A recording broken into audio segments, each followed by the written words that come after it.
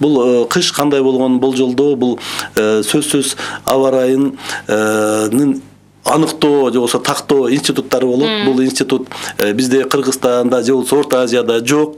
Андай деңгээлге биз жете элекпиз. Ал институт Великобританияда бар, Гитсен деген университет бар. Климатты аныктоо институттары. Климатты аныктоо институттары. Алар ошол аларда 7 спутник бар. Ылдыйкы, ортоңку, жогорку катмарды карап, ошого жараша океандарды изилдеп, океанда болгон циклондорду изилдеп, анан кийин өздөрүнүн ошол болжолун чыгарышат. Азыркы күндө кыш катуу болот деп алар чыгарды.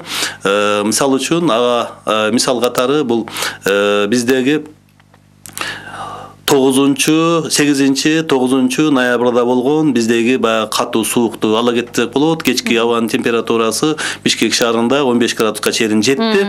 Вот ошолдо алар айткан бизгечи аба ырайы өзгөрөт деп. Мынакей өзгөрдү. Ошондуктан биз ишенип атабыз. Январь айында дагы кескин түрдө аба өзгөрүп, абдан катуу суук күндөрдү күтүшүбүз мүмкүн деп. Ошондуктан биз дагы ошондо эң суук күндөрдө абанын эң төмөнкү температурасы канчага жетиши мүмкүн? Абанын эң төмөнкү температурасы бул Чүй областы боюнча айта кете турган болсок, бул 25 градуска чейин жетиши мүмкүн экен. Ал эми бизде тоолордо, тоо этектерде билесиздер, бул Сусамыр сөзсүз түрдө 35 градустан ашык ал жакта суу катталат.